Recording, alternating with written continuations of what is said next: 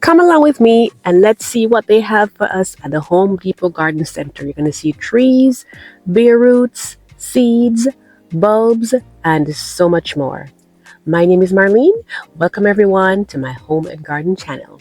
So the first thing that caught my eye was these beautiful peonies right here. These were from Vigoro and they were for $14.98. And this is a wonderful color. You can see the little peepholes at the side to give you an idea of what's going on in there. And right next to it, this beautiful color is going to be very popular this year. Pale petal pink. And it is fluffy and looks so beautiful, as does this one right next to it there. And over here we have Astable. And this is a vision in pink. And this actually is a plant that likes part shade, which is wonderful when you can find a colorful plant that likes actually full shade to part shade. We have some catmint right there. Down here we have some Decentra. And these are basically bleeding hearts, and they are shade-loving plants as well too, which is great. And you can see this one has a nice different colored leaf right there, so it complements the other colors very well. And it goes so good with the hostas because, you know, hostas are shade plants, so you can mix and match them together at different heights in your garden to get texture and just have more interest to the area that you're putting them in. So it's great for shaded areas, which kind of get left out sometimes. Over here, these are Lily of the Valley. And what I will say is that they're pretty, but they can be very aggressive. And also every part of the plant is toxic to human and pets. So you may want to be careful when you're choosing this one, if at all. Over here, we have some daylilies, and they have the single petal rose ones, and they have the double ones as well too. So it's a nice mix and match. Over here, they have some dahlias. And I always like to take a look to make sure that they look healthy. You know, the roots, that they, you know, feel them. If they feel firm, they're not mushy. There's no smell of mold. So you know that they're, you know, in a good state, and you'll get good results from them. And they give you two for those, you know, two different colors. These are some lilies over here, and they're assorted, as you can see. These ones right here like a double one. And they have some gladiolas over here, and you can see that the prices are the same for them. So this adds a lot of height to your garden, so that's a great choice, you know, towards a more, you know, further in your flower bed.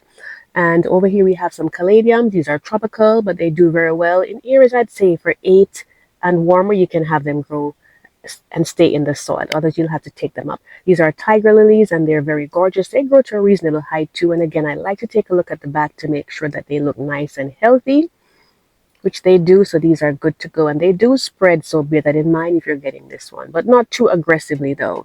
These are some beautiful lilies that are great whether you're using them for indoors or outdoors. And again, lots of life inside these. You can see that it's coming along very nicely, so you should get very good results with those. And over here we have some lilies of different color, you know, different shades, white, red, or blue, I guess you could say red, white, and blue. And over here, these dahlias, very unusual pompons, and I don't see a lot of these. So it would be very interesting to try to grow some of those, you know, in my area here. I'm in growing zone 8. And we have dahlias over here, the larger types. You can see how much they're going for. I think that's a pretty good price, $9.98. And again, we look at the roots to make sure that they look okay, you know, that they're good to go. And if you love red, here are some strong, bold red colors. So that would be perfect to give a nice pop to your garden. Over here we have echinacea. These are the bare roots again. And you can plant these, you know, as soon as the soil isn't frozen over anymore in your area. These are some sedum, and these give lots of color late in the summer to autumn. So if you want to have, like, you know, from season to season of color, this is a good way to close it out, you know, when it's, you know, and it's something that's going to come back year after year. If you wanted to leave all the guesswork out as far as what to combine with what, they already did that for you here with these containers right here. And I think it's a pretty good price that you can see that they're going for there. You know, they mix and match it for you. You have the thriller in the center, you have the filler in the middle, and the spiller coming over to the side. And it's a beautiful combination how they did it. You can just put this in your garage at the end of the season, and then it'll come back the following year and year after year, and until you're ready to divide them out. I did try to get a peek for you guys, but it's, you know, it's very snug in there, so I couldn't get to see. But I'd like to think they're really in good shape. Over here, they had some grapes, some beetroot grapes. You can see they have the three different types right there. They also had some figs, and figs seem to be pretty low maintenance, easy to come along. So if you wanted to try figs, I would say definitely give it a go. You can see how much those were going for. And just to show you that the grapes, you can see signs of life, that they're starting to bud out there. And again, be sure that the area in your area is not frozen over before you try planting these out, just to make sure that they're going to be okay. But they're dormant for the most part. Like the pomegranates here, they're mostly dormant. So the cold is not going to affect them. You can always cover them too with a frost blanket if you get a cold snap, to make sure they're protected. And just remember to take it back off. And these are some kiwis right here. I'm really thinking I want to get one of these, but we'll see. Hardy kiwi, so it's pretty good to go as far as our climate goes, and it gives you all the information like how to space them, what they like, and all of that. So lots of details there to make sure that you have success with these plants. Over here we have some strawberries, beer roots in there again, and of course I always take them and just show you so you can see at the back, how they're looking, just to make sure that they're nice and healthy. You can see lots of plants are in there, and it says that these are GMO free, which we love to hear, especially for something like strawberries, because that's in the dirty dust, and that you want to make sure that they are, organic types. These are some raspberries right here. You have the mixed one, and you have the ones that's just one type. And again, they look nice and healthy, so definitely some good selections they have.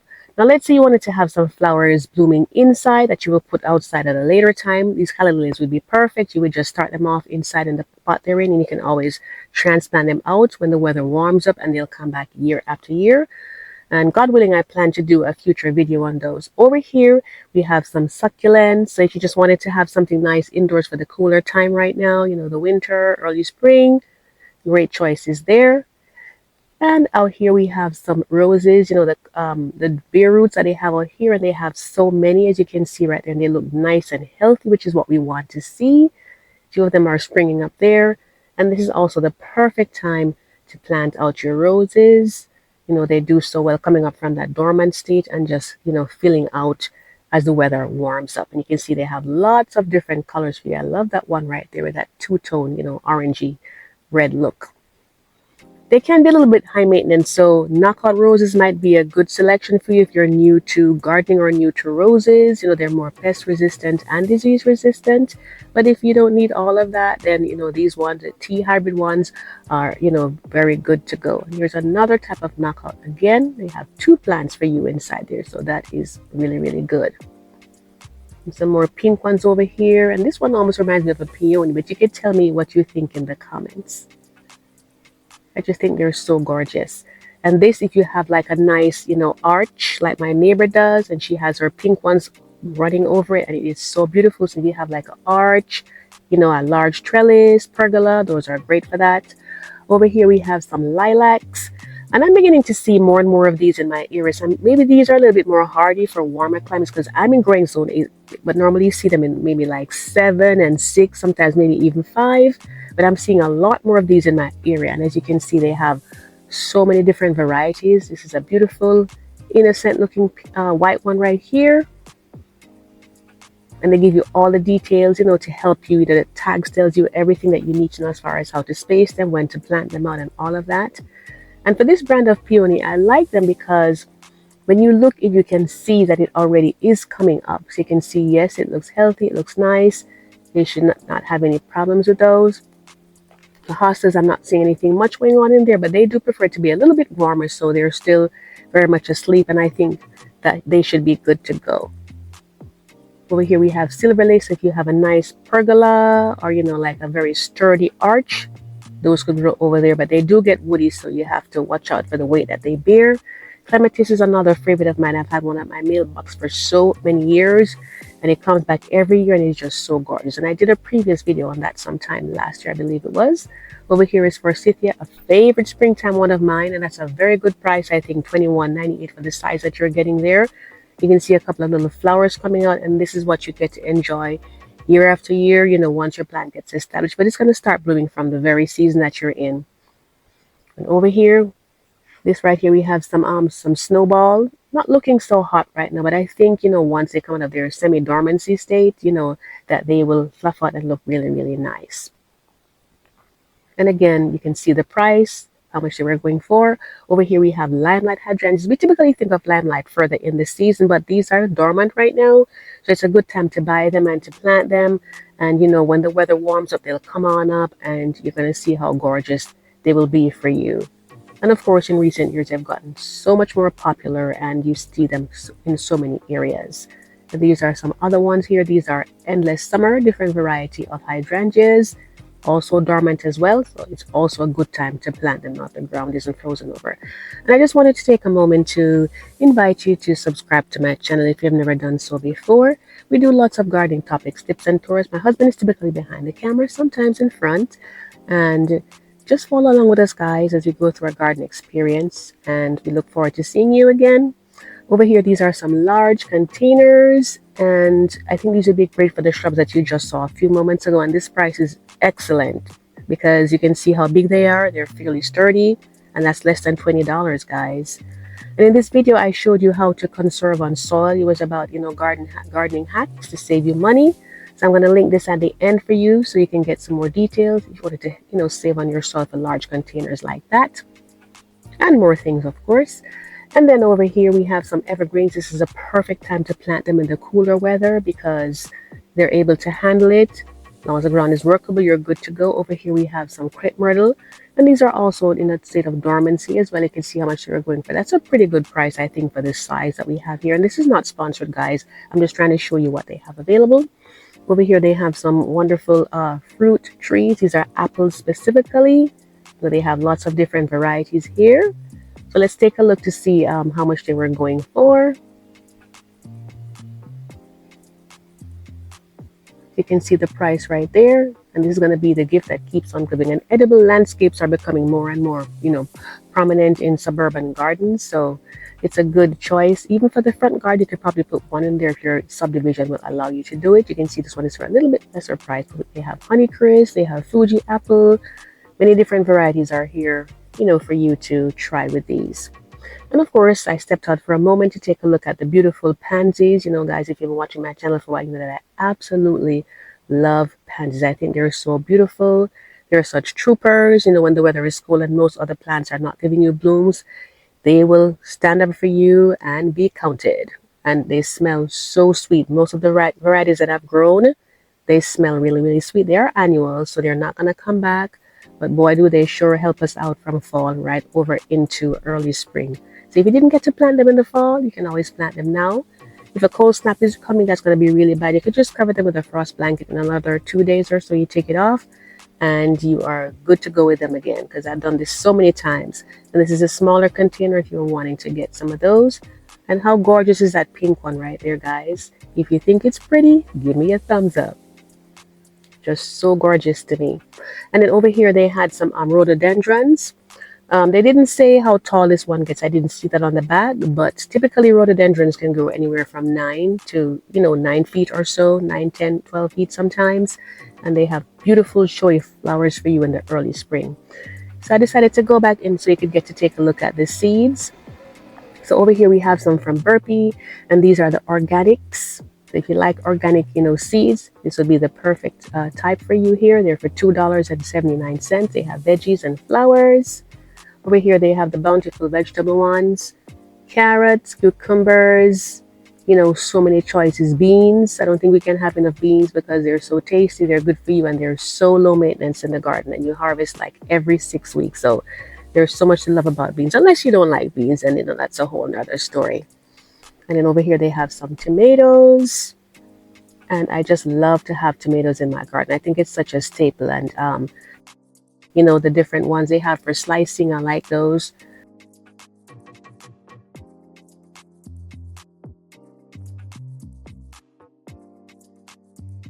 Over here they have more of the bountiful cool weather type of plants. So most times that means that they're bred to handle slightly cooler weather.